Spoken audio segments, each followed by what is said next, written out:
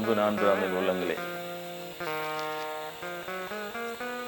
கார்த்திகை தீப திருநாள் ஞாயிற்றுக்கிழமை வந்திருப்பதனால் ஞாயிறு வகுப்பும் நான் உங்களுக்கு சிறிது நேரம் எடுக்கலாம் என்று இருக்கிறேன்.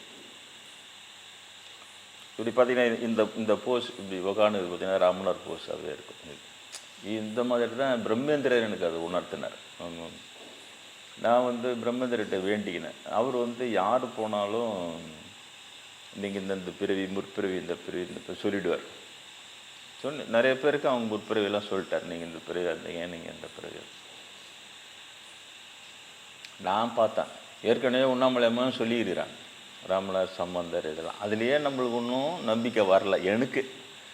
அது ஏன்னா 10 வயசில் சொன்னது 19 வயசில் சொன்னது நான் அப்போவே அது வெளியிட்டுட்டு ஒரு குத்தாட்டம் போட்டிருக்கணும். ஆகா நான் தான் ராமனார் வந்துக்கிறேன்டா, வந்தேன்டா வீர சூரா அப்படின்னு ஆடி எல்லாம் கலெக்ஷன் காட்டுங்க சொல்லிவிட்டு ஒரு 10-12 மாடி மேலே உட்காந்துன்னு ஆசீர்வாதம்.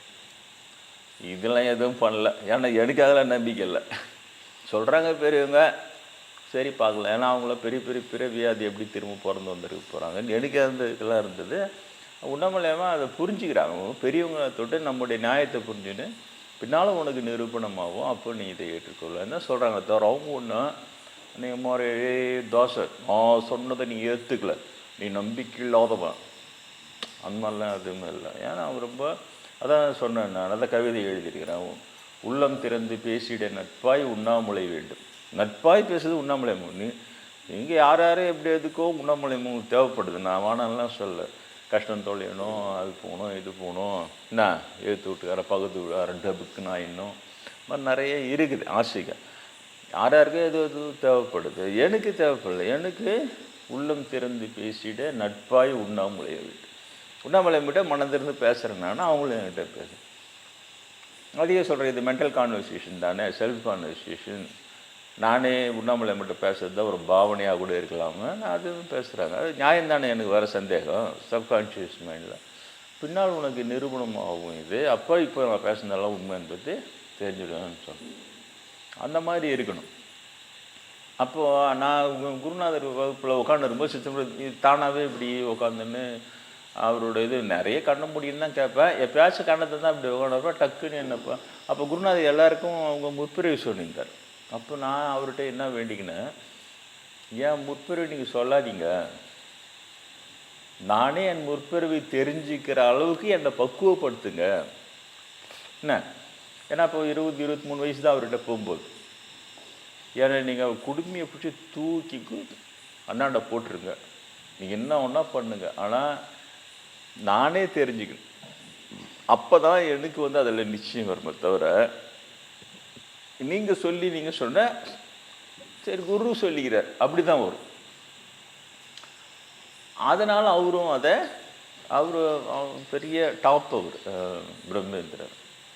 அதனால் அந்த நம்ம மனசில் வேண்டிங்கனாலே அவங்களுக்கு தெரியும். அது எல்லாருக்குமே தெரியும். அங்கேருந்து எல்லாருக்குமே தெரியும். அந்த மனசில் நினப்புக்கு பதில் சொல்லுவார் அப்படி. அப்போ அதை வேண்டிங்க கடைசி வரைக்கும் அவர் சொல்லவே இல்லை. அப்புறம் நானே வெளிப்படுத்தின பிறகு 40 வயசுக்கு மேலே அது நான் வெளிப்படுத்தின பிறகு தான் அவர்கிட்ட போய் நான் அப்படி சொல்கிறேன்னே, நீங்கள் குருன்ற முறையில் என்ன சொல்கிறீங்கன்னா சரியாக சொல்லி கொண்டு வருகிறீர்கள் ஆசீர்வாதம். மேலும் அத்தாட்சிகளை தந்து இறைவன் மேலும் ஊர்ஜிதப்படுத்துவாங்க. இவ்வளோ குரு ஆசீர்வாதம். அப்போ ஒரு கிளாஸில் அவர் சொல்லும்போது நான் இந்த மாதிரி உட்காந்துருக்கும்போது டக்குன்னு அப்படியே என்கிட்ட சொல்லுவார், இப்போ பாரு நீ எப்படி உட்காந்துருக்குற அப்படின்னா அந்த ரமணர் போஸ் அது இப்படி ஒரு மாதிரி எப்படி சாஞ்சு இப்படி உட்காந்து அப்படியே உட்காந்து பாரு நீ எப்படி உட்காந்துருக்கு அது மட்டும் தான் சொல்ல உடனே புரியும். அதே போஸில் உட்காந்துருக்கும். அந்த மாதிரி அவரும் சேர்ந்து தான் உணர்த்தினார் அவர். ஆனால் நான் என்னோடய வேண்டுதலுக்கு கட்டுப்பட்டு அவராக சொல்லவே இல்லை, உணர்த்தினே அப்புறம் நல்லா தெரிஞ்சதுக்கப்புறம் நிலைகளை எட்டி பிடிச்ச பிறகு அதுக்கப்புறம் தான் பல வருஷம் கழிச்சு தான் முற்பிறவி தெரிந்தும் அதை சொல்லாமலே போய்விட்டால் அதை சொல்லுவதற்காக என்று ஒரு பிறவி வர வேண்டியிருக்கும், நீ திரும்ப வரப்போறியான்னு கேட்டார் எண்ணம். அதுக்கப்புறம் ஐயோ அம்மாடியோ இப்போ இருக்கிற பாப்பம் சொல்லியே போதும். அப்போ இன்னும் பாப்பானை ஃபுல்லாக அட்வான்ஸாக டெவலப் ஆகிட்டு இருப்பானுங்க. டெக்னாலஜிலாம் வச்சுக்கின்னு சேட்டலைட்லாம் வச்சுக்கின்னு அப்படியே அங்கேருந்து அவங்க சேட்டலைட் வழியாக ஃபூன்னு நீங்கள் ஊந்துருவேன் புத்துன்னு அந்தளவுக்குலாம் வந்துடும். போப்போ இருக்குது பாருங்கள் வேடிக்கலாம். நீங்கள் இதே மாதிரி எல்லாரும் படித்து வேலைக்கு போய் ஐடிக்கிலேயே வேலை செஞ்சுன்னு எல்லோரும் களை எடுத்துன்னு விவசாயமே பண்ணின்னு இப்படியே உலகம் போகுது நீங்கள் நினச்சிட்டு இருக்கீங்க. அதெல்லாம் இல்லை. என்ன பாப்பா உனக்கும் பேபே உங்கள் அப்பனுக்கும் பேபேன்றவன் அவன் டெக்னாலஜியை பிடிச்சி இதை பிடிச்சி அந்த வெறித்தனம் அவனுக்கு எப்படி பார்த்தாலும் மற்ற ஜனங்களை அடிமையாக வச்சு வேலை வாங்கி அவன் உலகம் முழுக்க பிராமண ராஜ்யமாக நிறுவி இந்த மாதிரிலாம் பந்தமனான்னு இருக்கும். அது பரந்த மனப்பான்மை உலகம் முழுக்க வறுமையை போக்கணும்.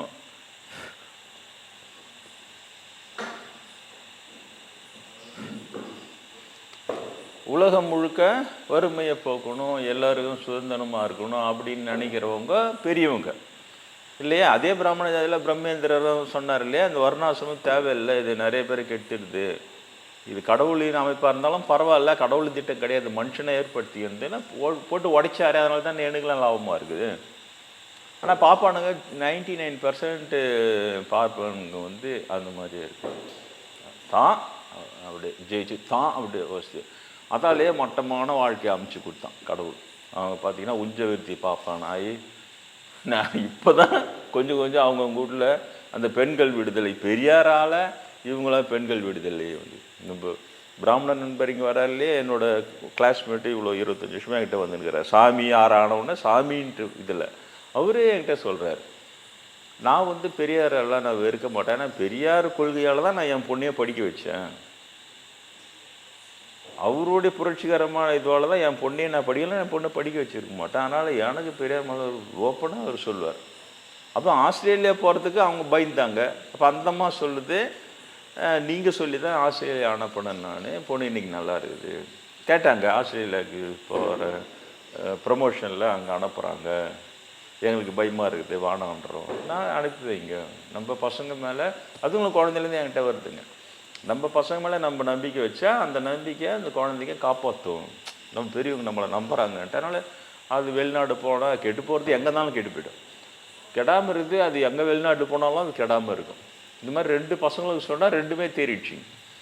ஒன்று இவங்களுக்கு சொன்னேன், அதே மாதிரி ஆஸ்திரேலியாவுக்கு அனுப்பிச்சாங்க, அது நல்லா ஒர்க் பண்ணி சொந்தமாக வீடே கட்டிடுச்சு. ஆஸ்திரேலியாவில் கல்யாணம் பண்ணி அங்கே குழந்தை இப்போ எல்லாம் இருக்கிறாங்க குழந்தை குட்டியோட. இன்னொன்று என்னுடைய பொண்ணு தங்கச்சி, அது பையனை எம்எஸ் படிக்கிறதுக்கு அனுப்புறதுக்கும் அது கூப்பிட்டு வந்து சாமி மாமா முன்னாடி சத்தியம் பண்ணு, நாங்கள் கெட்டு போக மாட்டேன் அப்படி பண்ணாதானே, நானே பண்ணாதேன். நாம் நம்பிக்கை வச்சா நம்ம நம்பிக்கை அவன் பயந்து போய் முடிக்கிறான், அவங்ககிட்ட சொல்லாமலிட்டுன்னு வந்துக்குது, நீ பண்ணாதான்னு சொன்னான். கன்னாக இருக்கிறான். இப்போ அவன் போய் எம்எஸ்ஸை முடிச்சுட்டு இப்போ அங்கே ஒர்க் பண்ணிக்கின்னு அவன் உடனே மாமானா சாமி மாமானா சாமி மாமா தான் கரெக்டாக நம்பிக்கை வச்சார் என் மேலே சொல்லிட்டான், கிளியராக இருக்கிறான். இந்த மாதிரி 2மே நம்ம அது பண்ணும்போது அது இருக்குது.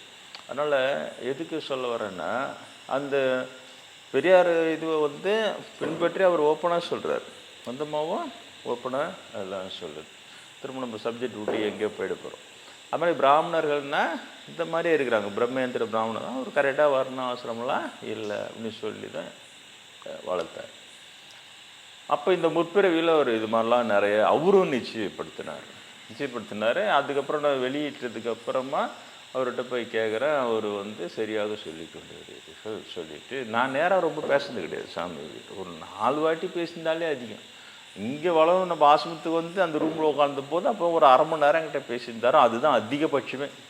அந்த என்னுடைய 15 வருஷம் 20 வருஷம் சாமி தொடர்பில் இங்கே பேசுனா 1/2 மணி நேரம் தான் சாமி என்கிட்ட அதிகமாக பேசுனேன். மீதி எல்லாமே அந்த எண்ணத்துலேயே வழி நடத்தினே போயிடுவார். மனசில் தோன்ற இதுக்கு அப்படியே பதில் சொல்லி அடுத்து இசையும் கைட் பண்ணின்னு போயிட்டே இருப்பார். அவ்வளோ பெரிய மகன். இப்போ அவரும் அதை நிச்சயப்படுத்தினார். அப்புறம் வெளியில் சொன்னதுக்கப்புறம் மேலும் இறைவன் மேலும் அத்தாட்சிகளை தந்து ஊர்ஜிதப்படுத்துவானார். அவர் சொன்னதுக்கப்புறம் நிறைய அத்தாட்சிகள் கிடச்சிது. பார்த்தா சென்ட் பீட்டர் சம்பந்தராக வந்ததுக்கு அப்புறம் சென்ட் பீட்டருடைய அந்த இதில் தான் கள்ளபில்லா ஞானப்பாலுக்காக ஏங்கி காத்திருங்கள்னு இருக்குது பைபிளில். வேறு எங்கேயுமே அந்த வசனம் கிடையாது.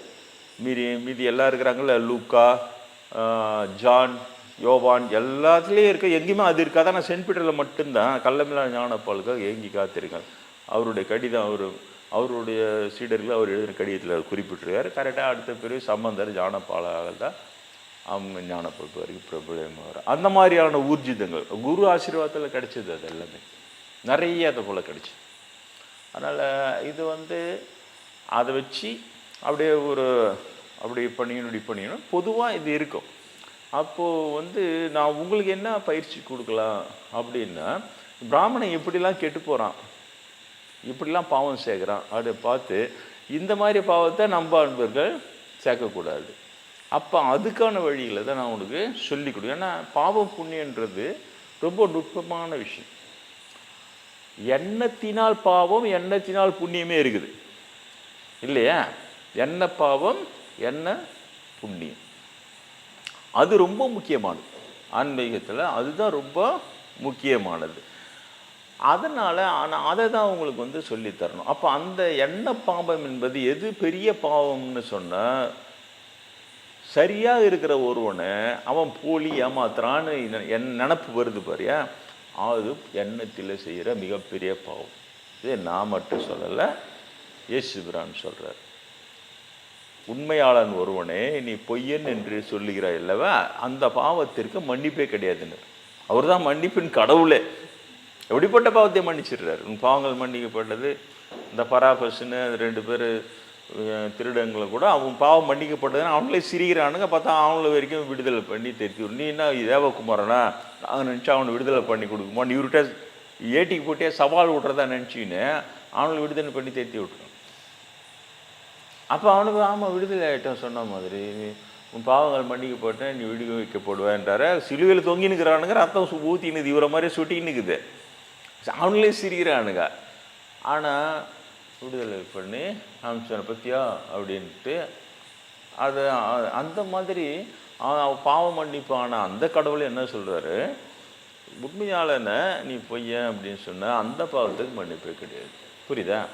இதை பார்ப்போம் அப்படியே சரளமாக செய்கிறான், சர்வ சாதாரணமாக இருக்குது அவங்களுக்கு அந்த அவளை. அதனால் ஏன் அது மாதிரி செய்கிறான் அப்படின்னா அவங்களுக்கு புரிய வைக்க மாட்டேன், உங்களுக்கு புரிய வைக்கிறேன். ஏன்னா பாப்பம் ஒஸ்தி, பாப்பம் ஒஸ்தின்னு இந்த பெரியவாக்கள்லாம் சாஸ்திரம் எழுதுறதும் பேசுகிறதுலையும் எல்லாத்துலேயும் அவங்கள ஒஸ்தி மனு வியாதிக்கு ஆளாக்கிடுறாங்க.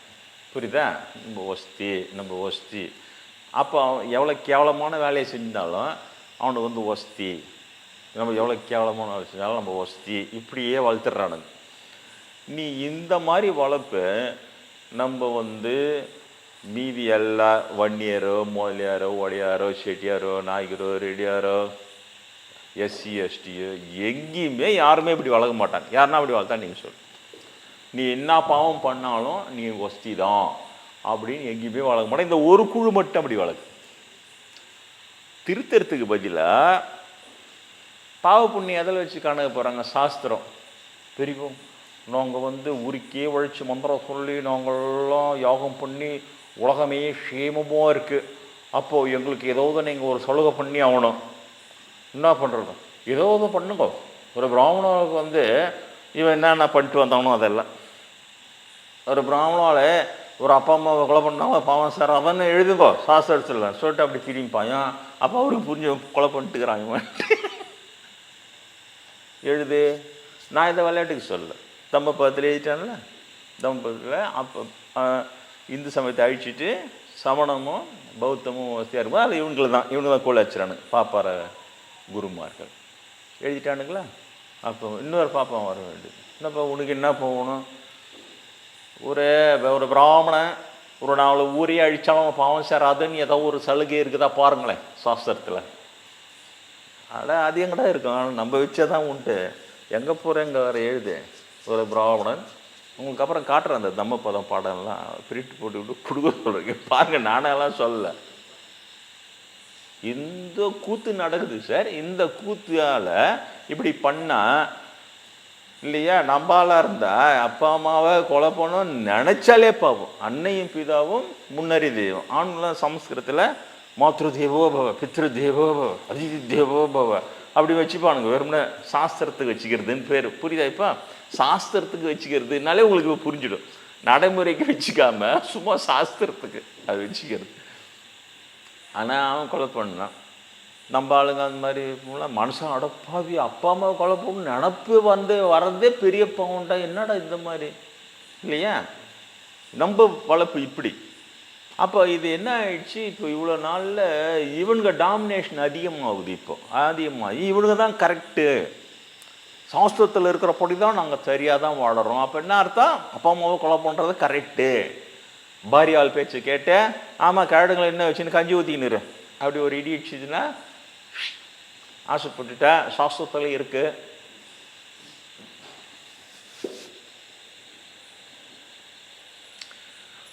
நீங்கள் நான் சொன்னால் நம்ப மாட்டீங்க, நான் சிலதெல்லாம் சொல்லக்கூடாது. அது எனக்கு கடவுள் அருள் இருக்கு இல்லையா, சிலதெல்லாம் எப்படி காஞ்சி காமாட்சி அம்மா காஞ்சி மடத்தில் நடந்த அநியாயத்தெல்லாம் லைனாக காமிச்சிட்டு அங்கேருந்து வெளியேறிட்டதை எனக்கு காமிச்சாங்கன்னு சொன்னேன். வெளிப்படையாக சொல்லி யூடியூப்லையா அதெல்லாம் போட்டிருக்கிறேன். இவ்வளோதான், அது என்னதெல்லாம் நடந்தது தான். அந்த மாதிரி கடவுள் நாம் ஆபான் சிவனேன் கடைக்கு போய் 20-25 வருஷம் டிவி ரேடியோ நியூஸ் பேப்பர் கூட படிச்சது கிடையாது. உலகத்தில் என்ன நடக்குது எனக்கு தெரியாது. அப்போ அந்த கடவுள் அந்த பொறுப்பை எடுத்துக்கிட்டு தான் இதெல்லாம் செய்கிறாங்க. உண்மையிலேயே உலகத்தில் என்ன, ஆனால் செய்தி பேப்பரில் 2 நியூஸும் வருது. ஒரு ஒரு ஒரு நியூஸ் என்ன சொல்லுது, இலங்கை சிங்களவர்கள் எப்போ பார்த்தாலும் தமிழர்கள் மேலே குண்டு போட தொட்டு அந்த குழந்தைங்களுடைய படிப்பெல்லாம் கெட்டு போகுது அப்படின்னு சொல்லிட்டு, இதனால் குழந்தை கல்வி கெட்டு போகுதுன்னு சொல்லிட்டு அந்த பள்ளி ஆசிரியர்கள் அந்த குழு மிகவும் வருத்தப்பட்டு ஒரு அறிக்கை விடுகிறது. இப்படி காலையில் எனக்கு நியூஸ் பேப்பர் நான் படிச்சதில்லை, ஏன்னா இந்த மாதிரி எனக்கு சாப்பாடு வாங்கிட்டு வந்து கொடுவோம். அப்போல்லாம் சாப்பாடு வாங்கி டிஃபன் வாங்கிட்டு வந்து கொடுக்குறது இதெல்லாம் பண்ணிக்கின்னு இருப்பாங்க. அதில் அதை சாப்பிட்டுட்டோன்னா அதை பிரித்து போயிடுச்சுன்னா அது இருக்குது. அப்புறமா சாயந்தரம் ஈவினிங் நைட்டுக்கு எனக்கு டிஃபன் வாங்கிட்டு கொடுக்குறாங்க. அதை சாப்பிட்டுட்டு அதில் பிரிக்கிறேன் அதே அறிக்கை. இதில் என்ன இருக்குதுன்னா, இலங்கை ஆசிரியர்கள் சங்கம் சிங்களவர்களும் தமிழர்களும் ஒருத்தர் சண்டை போட்டுன்னே இருக்கிறாங்க, இதால் அப்பாவி குழந்தைங்க படிப்பு கெடுதுன்னு அறிக்கை விடு. புரியுதா? தமிழர்கள் பத்திரிக்கை விடுதலை புலிகள் மேலே பழி வராமல் அப்படி அவ்வளோ நேக்கா அந்த செய்தியை திரித்து சிங்களவர்கள் எப்போத்தாலும் குண்டு போட்டுன்னே இருக்கிறாங்க, அதால் கெடுதுன்னு அந்த அறிக்கை. அன்னைக்கு சாயந்தரமே இன்னொரு பத்திரிகையினுடைய அறிக்கை என்ன சொல்லுதுன்னா, சிங்களவர்களும் தமிழர்கள் விடுதலை புலியும் எப்போ பார்த்தாலும் சண்டை போட்டுக்கிறாங்க 2 பேரும்.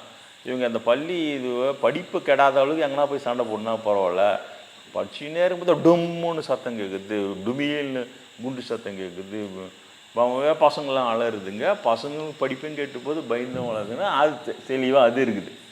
அப்போ எனக்கு கடவுள் செயல் தானே அது. ஒரே நாள்லேயே அது 2 பேப்பர் என் கையில் கிடைக்கும், விட்டுப்பிட்டேன். அதனால் சொல்ல வரேன். அதனால் நீ எதை நம்புவ? தமிழர்களுக்கு ஆதரவாக இதை தான் நீ நம்பணும் இல்லையா? ஆனால் நடுநிலையாக பார்த்தா அதை தான் நம்பணும். அவங்க உண்மையிலேயே என்ன அறிக்கை விட்டுருக்காங்கன்றது. இது 2 என் கைக்கு கிடைச்சது கடவுள் அருள் தானே. இதே போலவே இருக்கும். அந்த பல முறை சொல்லிட்டேன், உண்மைகளை நீங்கள் நம்மள மாதிரியே மனுஷங்க பிரிண்ட் போட்டு செய்தி சேகரித்து அதை செய்தியில் நியூஸில் வாசிக்கிறதும் பத்திரிகையில் போடுறதும் அதை நம்ம படிச்சுட்டு ஆஹா ஓஹோ ஆய் ஊயின்றதும் வேஸ்ட்டு.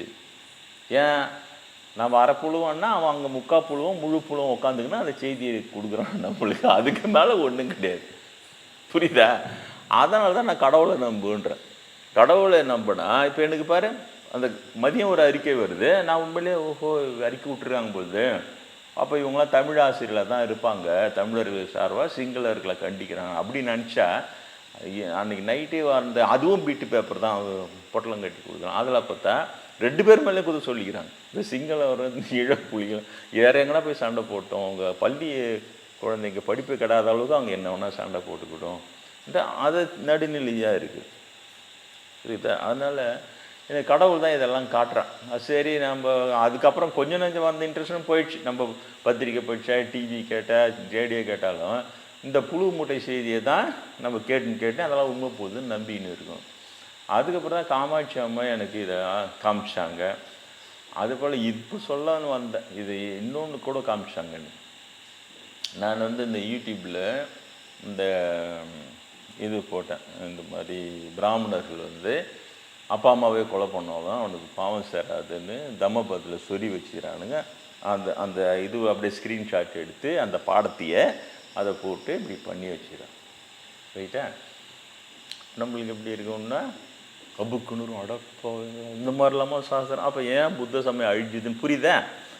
அவனுடைய ஆரம்ப பாடமே, புத்தருடைய ஆரம்ப பாடமே, நீ செய்த நல்வினையின் பலன்களிலிருந்து நீ எங்குமே தப்பிக்க முடியாது, நீ செய்த தீவினையின் பலனிலிருந்து நீ எங்கேயும் ஓடி ஒழிந்து தப்பிக்க முடியாது. இப்படி தான் பாடமே.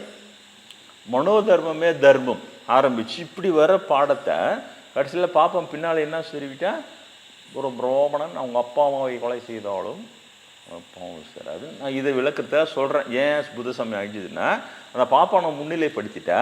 அப்போ அந்த பாப்பான்னு சொல்கிறது சாஸ்திரம், அது கடவுளின் சாஸ்திரம். நீ கேள்வி கேட்கக்கூடாது. நீ கேள்வி கேட்டிங்கன்னா எது, நீ துரோகி. புரியுதா? நீ துரோகி. அவன் பொய் சொல்லிட்டான் சொல்லிவிட்டான்னா நீ அவனை அழிக்க பார்க்குற, நீ பிராமணன் அழிக்க போகிறது ஒரு பெரிய இது. இப்படியே இருக்கும் அவனுக்கு. அப்போது அவனை திருத்த முடியாது. ஏன்? அவனுக்கு சாதகமான பொய், அவனுக்கு சாதகமானதை அவனுக்கு வந்து அதெல்லாம் பண்ணி வச்சுன்னு நல்லா ஏமாற்றி இருந்திருக்கிறானுங்கன்னு தெரியுது. புத்த சமயம் செழித்திருக்கும் போது இந்தியாவில் ஏமாற்றி நல்லா போய்ச்சிருக்கிறானுங்க. எவ்வளோ இவ்வளோ கொடூரமாக ஏமாற்றி போய்ச்சிருக்கானுங்க. ஆனால் அன்னைக்கு கடவுள் இதே மாதிரி இந்த காஞ்சமோட அட்டுழியத்தை காட்டின மாதிரி நீ போட்ட அந்த வீடியோனுடைய விளைவை பாருன்னு சொல்லிட்டு காட்டு. உங்களால் நம்பவே முடியாது.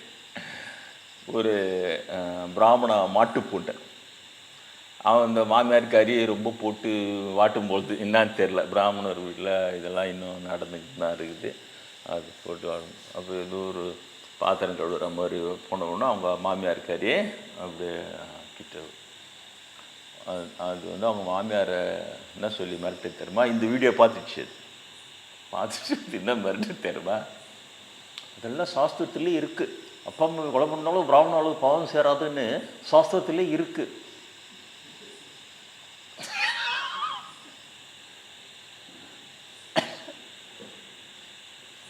புரியுது உங்களுக்கு?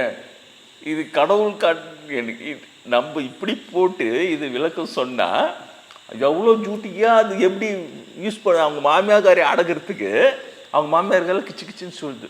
அதெல்லாம் சாஸ்திரத்துலேயே இருக்குது. அப்பா அம்மாவை கொலை பண்ணாலும் ஒரு பிராமணன் அப்பா அம்மாவை கொலை பண்ணாலும் அவனுக்கு பாவம் சேராதுன்னு அவன் சாஸ்திரத்துலேயே இருக்குது. அது பேயறிஞ்ச மாதிரி என்ன அர்த்தம்? உன் பையன்கிட்ட சொல்லி உனக்கு காலி போட்டு ஒழுங்காருன்னு உண்மையிலே காட்டினேன். சரி நீங்கள் கடவுள். அப்போது அதனால தான் உங்களுக்கெல்லாம் கூட சொல்கிறேன், வீணாக போய் இந்த பத்திரிகை படிக்கிறது டிவி போடுறது உண்மை என்று உங்கள் கையில் வரையே வராது. உண்மை உங்களுக்கு நேராக வரணும்னா உண்ணாமலையாக வந்தால் உள்ளம் திறந்து பேசிட நட்பாய் உண்ணாமலை அவங்க தான். ஆனால் அந்த அளவுக்கு நம்ம கரெக்டாக இருக்கும் இல்லையா? சும்மாவே வந்து அவங்க பான்னு எல்லாம் பண்ணுவாங்களா? உண்ணாமலை சொன்னாங்க ஞானத்தை தேடுனாங்க. நான் உண்மையிலேயே தேடினேன் அப்படின்னு ஒன்று இருக்குது. குருவை காட்டுன்னு நடராஜர்கிட்ட வேணுன்னு குருக்கிட்ட போனால் அவர் பயிற்சி செய் வரும்னு 10 வருஷம் தேரிய வந்துட்டேன். அப்போ சரியாக யாருக்கிட்ட அவங்களுடைய தெரிவு அது. இப்போ யாருக்கிட்ட இப்போ இவ்வளோ பேர் தான் போகிறாங்க. யாராவது சொல்கிறாங்களா? உண்ணாமலை அம்மனுக்கு சொன்னாங்க ஞானம் தான் பரிசம் ஞானம் யாரும் சொல்கிறா. அப்போ அவங்க செலெக்ஷன் பாரு எப்படி சரியாக பார்த்துருந்து என்னை தெரிவு பண்ணி எங்கே செல்லுபடியாகவும் நம்முடைய இது வார்த்தை சொல்கிறாங்க போட்டு அவங்க வெற்றியை தான் போட்டு கரெக்டாக வந்து நிற்கிறான், ஜெயிச்சுட்டு வந்து நிற்கிறேன். அப்போ 19 வயசில் கொடுத்த வாக்குறுதி நேரில் தரிசனம் தருவோம். 39 வயசில் சுழண்டாடி வந்து தரிசனம் தரும் நேராக. இப்படி இருக்கணும் ஆன்மீகன்றது. சேலஞ்சிங்காக எடுத்து ஜெயிச்சு வந்துருக்கணும். முற்பிறவி புண்ணியம் நிறைய இருக்கத்தோட்டு உனக்கு இந்த பிறகு ஞானம் வரும்னு அவங்க சொன்னதும் பிரம்மேந்திரரும் விரைவில் தேறிவிட்டாய், உனக்கு முற்பிறவி புண்ணியம் நிறைய இருக்கத்தோட்டு விரைவில் தேறிவிட்டாய். நீ எட்டி பிடிக்கிற இந்த நிலையை வேறு யாருன்னா எட்டி பிடிக்கணும்னா 2 பிறவிகள் தேவைப்படுமா அவங்களுக்கு. 2 பிறவி சாதகம் செய்யணுமா. அவ்வளோ இருந்தால் தான் அது எட்டி பிடிக்க முடியும். நான் 10 வருஷத்துலேயே தேறிட்டேன், நீ விரைவில் தேறிவிட்டேன்னு பாராட்டுறாரு. புரியுறதா? இப்படி இது ஆன்மீகம் இல்லையா? மீதி இவங்களுடைய ஆன்மீகம் அதனுடைய விளைவு பாரு. இந்த மாதிரி அப்பா அம்மாவை கொலை பண்ணான்னா அது எதுக்கு அது உபயோகப்படுத்துது? அவங்க மாமியார்காரை அடைக்குது சூப்பராக எல்லாம் சாசப்பட்டு நானே சொல்லி கொடுத்துட்டா மாதிரி ஆயிடுச்சு அதுக்கு. ஏன்னா அவங்க ஏன் போய் தமிழ் பத்தில் சரி வச்சதெல்லாம் படிக்க போகிறேன். இப்போ இந்துடான்னு காலத்தை ஓட்டினாலே சரியாக போதும் அவங்களுக்கு, அதுவே நல்லா ஓடுது வண்டி. ஆனால் நான் சொன்னோன்னே அழகாக சூப்பராக அது எந்த பொம்பளைன்னே தெரியல எனக்கு. வகி காலையில் என்னடா இது அவ்வளோ சூப்பராக மிரட்டுது அவங்க மாமியார் காரியா. அப்படியே இது பாத்திரம் போகும்போது இது கிட்டே போகிறாங்க, பாத்திரம் தொலைக்கணும் கிட்டே எதுக்கு போகிறாங்க, அது காதில் மட்டும் விடாத மாதிரி கிசு எல்லா சுவாஸ்திரத்துலேயும் இருக்குது, எல்லா சுவாஸ்திரத்துலேயும் இருக்குது. ஒரு அது புரியல, அது மாமியார் ஒரு பிராமணன் அவங்க அப்பா அம்மாவே கொலை பண்ணாலும் பவன் சேராதுன்னு சாஸ்திரத்துலேயும் இருக்குது சொல்லி அடக்கிச்சு சார். அது சூப்பராக. நீங்கள் என்ன சொல்கிறீங்க? இது அதனால் நான் தெரிஞ்சு தான் சொல்கிறேன், பிராமணெலாம் திருத்தவே முடியாது. நீ திருத்த போனால் அதுலேருந்து ஒரு பாயிண்ட் எடுத்து அதுலேருந்து இன்னொரு பாவத்தை செஞ்சுக்கிற அளவுக்கு அதுங்க டாக்டிக்கலாக இருக்குது. நீ போய் திருத்தி அதெல்லாம் எதுவுமே அதெல்லாம் திருத்தவே முடியாது. நேரமாயிடுச்சு. ஆனால் நான் சொல்ல வருவது இதுதான். நேற்றைய புத்தர் பாடம், தம்மபத பாடம், அது முடிஞ்சால் அது வந்து இதில் ஏற்றுவாங்க, டெலிகிராமில் ஏற்றுவாங்க. எல்லாமே யூடியூப்லலாம் ஏற்றுறதில்ல, டெலிகிராம் ஏற்றுறாங்க. அப்புறம் நம்முடைய வெப்சைட்டுக்கு இது இல்லையா, dasasabi.com, அதில் போனீங்கன்னா ஃபஸ்ட்லேயே எல்லாத்துக்கும் இது இருக்கும். ஃபோட்டோவில் இந்து மத சொற்பொழிவு, புத்த மத சொற்பொழிவு, பைபிள் சொற்பொழிவு, அது மாதிரிலாம் அதில் இருக்கும். அதில் அந்த புத்த மத சொற்பொழிவு தட்டினீங்கன்னா அது ஒரு பேஜ் தான் இருக்கும். அதில் எல்லா சொற்பொழிவும் அதில் கொடுக்குறாங்க. நம்ம அன்பர்கள் ஏற்றின்னு வராங்க. இப்போ சாயந்தரம் கூட ஒரு பாப்பா ஒர்க் பண்ணிச்சு இல்லையா, நல்ல ஹார்ட் ஒர்க், எல்லாம் சேர்ந்து நல்லா எனக்கு நல்லா உதவி செய்கிறாங்க. இல்லைன்னா என்னால் தனியாக எல்லாம் செய்ய முடியாது. இப்போ அந்த வெப்சைட்டில் ஃபுல்லாக ஏற்றுதுங்க பசங்க, ஒரு 2 பசங்க தான் நல்லா சேலஞ்சிங்காக எடுத்து நாங்கள் செய்கிறோம் சார்னு சொல்லிட்டு நல்லா ஏற்றி கொண்டு வருது. நீ அதில் வந்து ரெகுலராக எல்லா பாடமும் அதில் கண்டினியூஸாக கொடுத்து அதில் ப்ளேலிஸ்ட்டுன்னு இருக்கும். அந்த ப்ளேலிஸ்ட் தட்டினா அதில் எல்லாம் வரா மாதிரிலாம் பண்ணின்னு இருக்கிறாங்க நல்லா. அதில் கூட பாருங்கள் நீங்கள் அந்த தேதி, நேர்த்திய தேதியில் தம்மபத பாடம் எத்தனாவது பாடம்னு தெரியல, அது தாண்டி போது 300 மேலே தாண்டி எல்லாம் போயின்னு இருக்கும். அந்த நேர்த்திய பாடம் அவ்வளோ அருமையாக இருந்த பாடம். அந்த அந்த டோட்டலாக ஒரு மனிதனுடைய வாழ்வின் நோக்கமே, நான் 10 நிமிஷமோ 5 நிமிஷம் தான் எடுத்தேன் நேற்று. அந்த ஆன்மீகன்னா என்ன, அந்த ஆன்மீக நோக்கம் என்னன்றத அவ்வளோ துல்லியமாக நேர்த்திய பாடம் சொல்லு. எதுவுமே 4 வரி தான், 4 வரி தான்.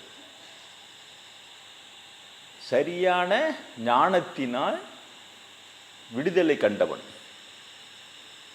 எவனோ, அது சரியாத வார்த்தைக்கு வார்த்தை அப்படியே இருக்குமாலாம் எதிர்பார்க்காதீங்க. இதுதான் அதனுடைய அர்த்தம்.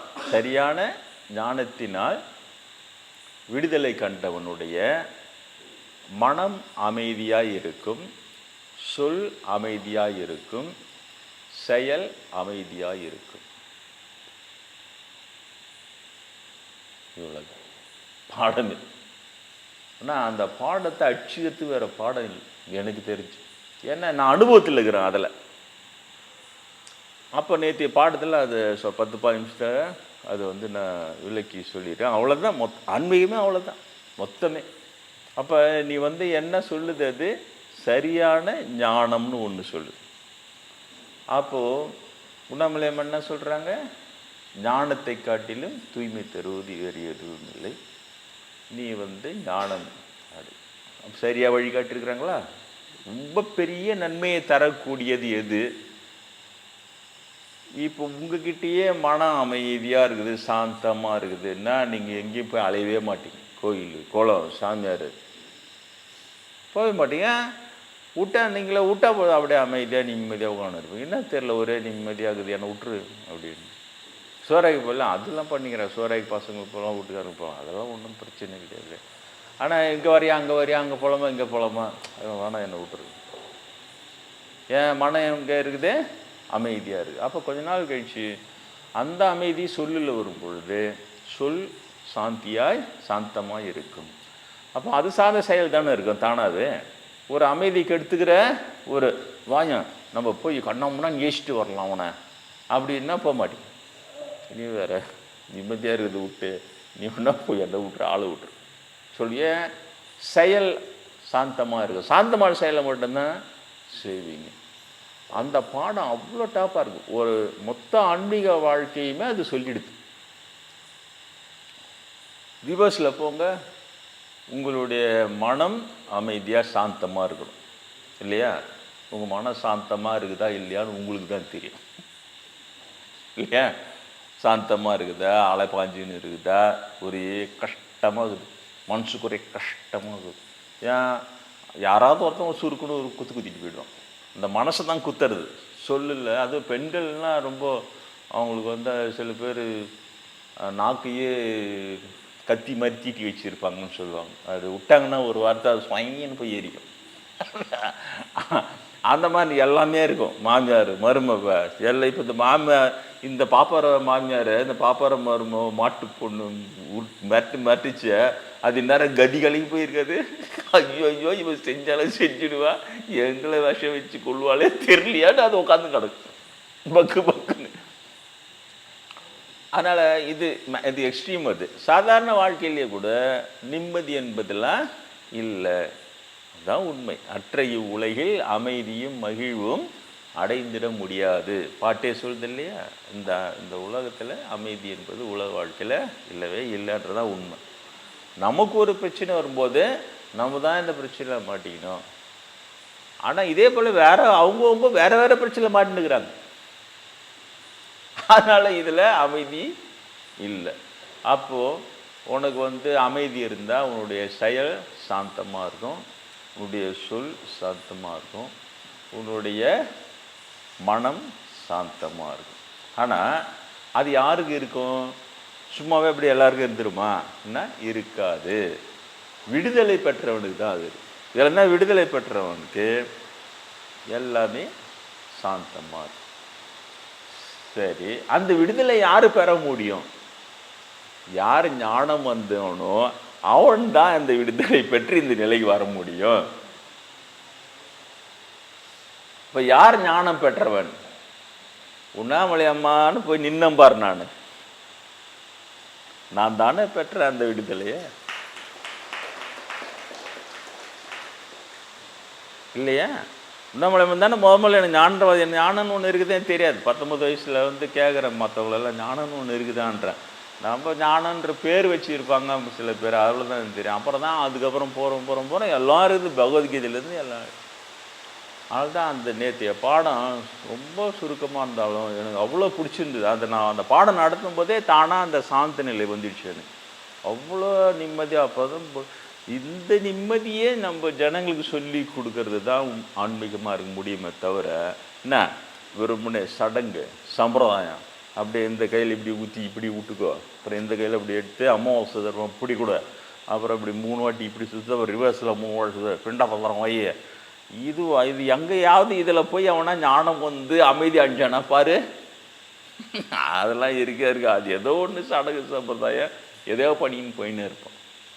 அதனால தான் நான் வந்து அந்த நேத்திய பாடத்தை சொல்ல வந்தேன். அந்த நேத்திய பாடம் இந்திய பாடம் எங்கே லிங்க் பண்ணுறேன்னா, அந்த ஞானன்றதை எனக்கு உண்ணாமலை அம்மா சொல்லப்போ போன வாட்டி போனேன் உண்ணாமலை சண்டினா என்னால் ஒன்றுமே முடியல. அவங்ககிட்ட சொல்லிட்டேன், நீங்கள் கட்டி சொல்லிடல எனக்கு தெரிஞ்சே இருக்காது. 19 வயசில் நிற்கிறேன், நீங்கள் நான் பரிசுத்த வாழறேன்னு சிரிச்சுட்டு ஞானம் வந்தால் தான் பரிசு, நீ நல்லா வந்தேன் ஆனால் பரிசுத்தன்னா ஞானம் வரணும்னு சொன்னீங்கல்ல, அது சொல்லலைன்னா எனக்கு தெரிஞ்சிருக்காது.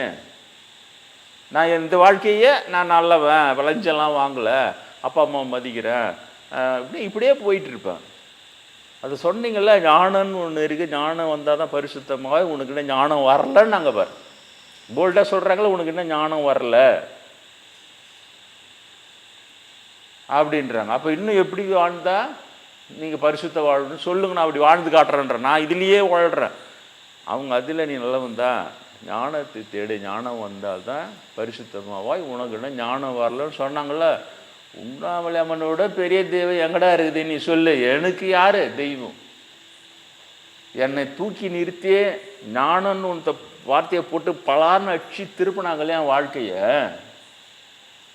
யார் திருப்பினாங்க? இது யார் திருப்புறாங்க? இது சொல்லுங்கள். எந்த மனுஷன் திருப்புறான்? எந்த ஜாதி திரும்பிச்சு? எந்த பிரிவா? மகா பிரிவா? மெகா சீரியல் பிரிவா? என்னது அதெல்லாம்? அவங்கள அடிச்சுக்கிறது ஆள் கிடையாது, உண்மையிலே சொல்கிறேன். எனக்கு தெரிஞ்ச உண்ணாமலை தான் அந்த பாடலில் நீங்கள் சம்பந்தராக பாடினதில் எடுத்த ஒன்று உண்ணாமலை அம்மன் முன்னாடி வச்சு, உண்ணாமலை உமையாளோடு உடனாகிய ஒருவன். எங்கே ஆரம்பிக்குது?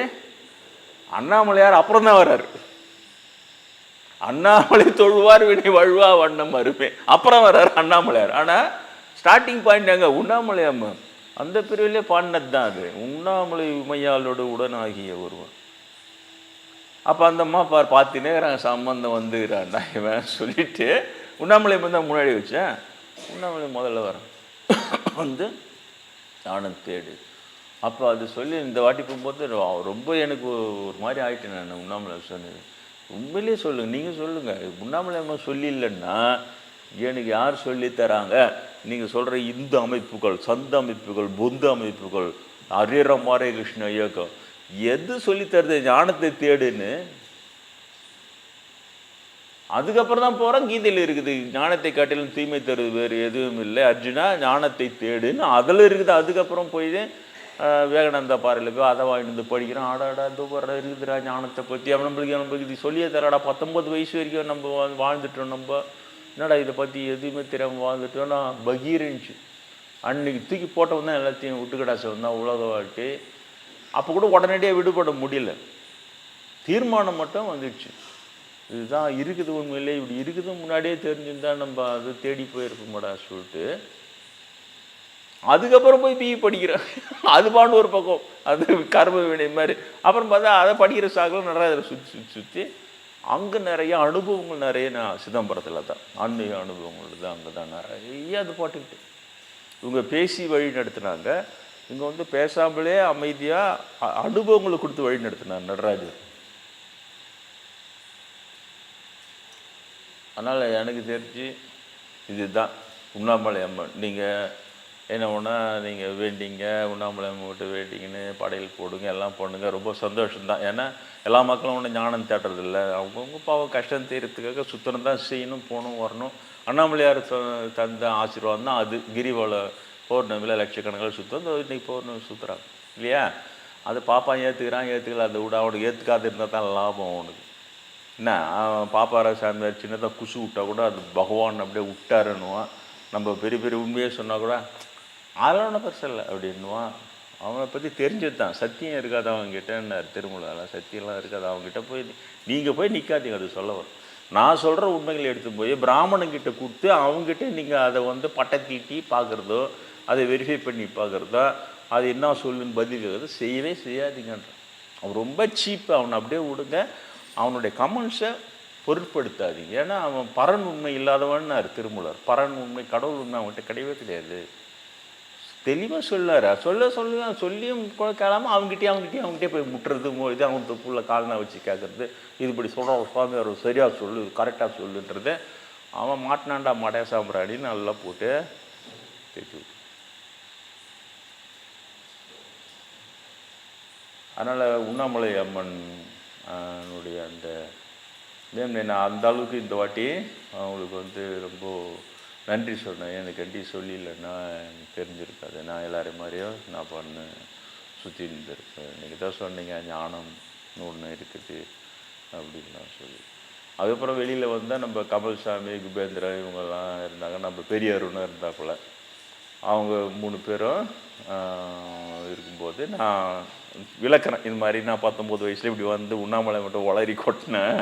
அவங்க சொல்ல எனக்கு தெரிஞ்சிருக்காது. இன்றைக்கி பாருங்கள் 59-60 வயசு கிழவனா வந்து நிற்கிறேன். ஆனால் அவங்க சொன்ன எல்லாமே 19லேருந்து சொன்னாங்க. 29 வயசில் எனக்கு ஞான அனுபூதி வந்து உண்மைதான் தெரிஞ்சு போச்சு. அவங்க கொடுத்தா வாக்குறுதி 39 வயசில் எனக்கு அது நிறைவேறிச்சு சொல்லினேங்கிறேன். டக்குன்னு அந்த மலையிலேருந்து திரும்ப ரொம்ப நாள் கழிச்சு உண்ணாமலை டக்குன்னு கான்டாக்ட் பண்ணி, உனக்கு நீ எங்கு தரிசனம் பெற்றாயோ அங்கு நின்று கொண்டு நீ விளக்கி கொண்டு இருக்கிறாய் பாருன்னா. அப்போ பார்த்தா அந்த இடத்த அங்கே நின்றுக்கிறேன். அவங்கெல்லாம் எல்லாம் பெரியவர் இருக்கிறப்பல சின்ன மடத்து பெரியவர் நீங்கள் ஒன்றா கேட்டுங்க சாமி சொன்னார் அப்படின்னு சொல்லிட்டு அப்போவே சொல்லிட்டேன். அவங்க கையில் இப்போ முன்னாமலை அப்படி சொல்கிறாங்க, அங்கே தான் இந்த இடத்துல கரெக்டாக சொல்கிறாங்க.